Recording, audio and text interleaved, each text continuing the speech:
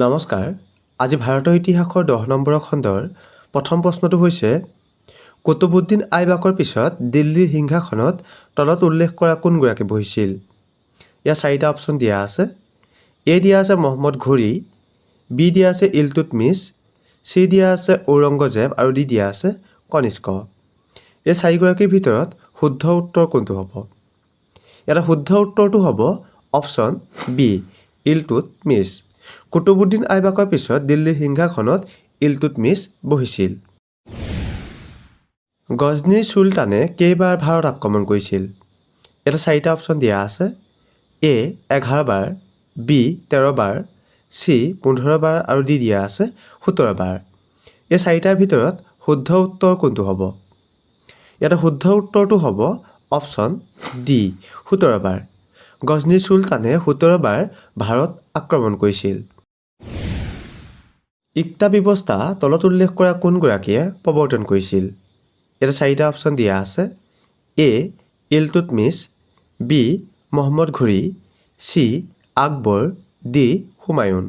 এই 4গৰাকীৰ ভিতৰত শুদ্ধ উত্তৰ কোনটো হ'ব? ইয়াত শুদ্ধ উত্তৰটো হ'ব অপশ্যন এ ইলতুৎমিছ। ইক্তা ব্যৱস্থা ইলতুৎমিছে প্ৰৱৰ্তন কৰিছিল। লিংগৰাজ মন্দিৰ ভাৰতৰ ক'ত অৱস্থিত? ইয়াত 4টা অপশ্যন দিয়া আছে। A Mumbai, B Bhubaneswar, C Guwahati, D Kolkata. এই 4টাৰ ভিতৰত শুদ্ধ উত্তৰ কোনটো হ'ব? ইয়াত শুদ্ধ উত্তৰটো হ'ব অপশ্যন বি ভুৱনেশ্বৰ। লিংগৰাজ মন্দিৰ ভাৰতৰ ভুৱনেশ্বৰত অৱস্থিত। তৃতীয় বৌদ্ধ সভাৰ স্থান ক'ত আছিল? ইয়াত 4টা অপশ্যন দিয়া আছে। A Sarnath, B Rajagriha, C Vaishali, D Pataliputra. এই 4টাৰ ভিতৰত শুদ্ধ উত্তৰ কোনটো হ'ব? ইয়াত শুদ্ধ উত্তৰটো হ'ব অপশ্যন ডি পাটলিপুত্ৰ। তৃতীয় বৌদ্ধ সভাৰ স্থান পাটলিপুত্ৰত আছিল। তলত উল্লেখ কৰা কোনখন আটাইতকৈ পুৰণি বেদ? ইয়াত 4টা অপশ্যন দিয়া আছে। A Rigveda, B Samaveda, C Atharvaveda, D Yajurveda. এই 4টা অপশ্যনৰ ভিতৰত শুদ্ধ উত্তৰ কোনটো হ'ব? ইয়াত শুদ্ধ উত্তৰটো হ'ব অপশ্যন এ ঋগ্বেদ। ঋগ্বেদ আটাইতকৈ পুৰণি বেদ। হাইৰাজপাছৰ যুদ্ধ কেতিয়া সংঘটিত হৈছিল? ইয়াত 4টা অপশ্যন দিয়া আছে।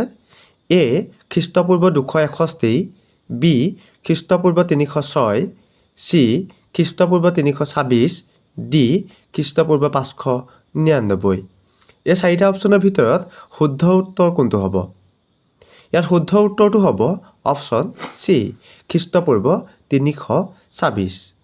হাইৰাজপাছৰ যুদ্ধ খ্ৰীষ্টপূৰ্ব 326ত সংঘটিত হৈছিল। আমিৰ খসৰুক আন কি নামেৰেও জনা যায়? ইয়াত 4টা অপশ্যন দিয়া আছে।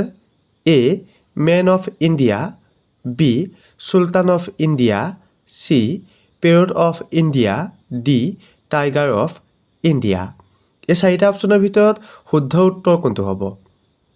ইয়াত শুদ্ধ উত্তৰটো হ'ব option C parrot of India. Amir খসৰুক পেৰড অফ ইণ্ডিয়া নামেৰেও জনা গৈছিল। চতুৰ্থ বৌদ্ধ সভাৰ স্থান ক'ত আছিল? ইয়াত 4টা অপশ্যন দিয়া আছে।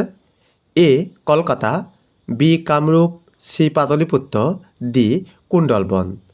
এই 4টা অপশ্যনৰ ভিতৰত শুদ্ধ উত্তৰ কোনটো হ'ব? ইয়াত শুদ্ধ উত্তৰটো হ'ব অপশ্যন ডি কুণ্ডলবন। চতুৰ্থ বৌদ্ধ সভাৰ স্থান কুণ্ডলবনত আছিল। হাইৰাজপাছৰ যুদ্ধত আলেকজেণ্ডাৰে কাক পৰাস্ত কৰিছিল? ইয়াত 4টা অপশ্যন দিয়া আছে। এ পুৰু, বি বাবৰ, চি পৃথ্বীৰাজ চৌহান আৰু ডি দিয়া আছে সম্ৰাট অশোক। এই 4টা অপশ্যনৰ ভিতৰত শুদ্ধ উত্তৰ কোনটো হ'ব? ইয়াত শুদ্ধ উত্তৰটো হ'ব অপশ্যন এ পুৰু। হাইৰাজপাছৰ যুদ্ধত আলেকজেণ্ডাৰে পুৰুক পৰাস্ত কৰিছিল। এইটো খণ্ডত আপোনালোকলৈ আগবঢ়োৱা প্ৰশ্নটো হৈছে গুপ্ত বংশৰ শ্ৰেষ্ঠ কবি কোন আছিল? ইয়াত 4টা অপশ্যন দিয়া আছে। এ দিয়া আছে কালিদাস, বি দিয়া আছে বাণভট্ট, চি দিয়া আছে কবিৰ আৰু ডি দিয়া আছে বিশাখাদত্ত।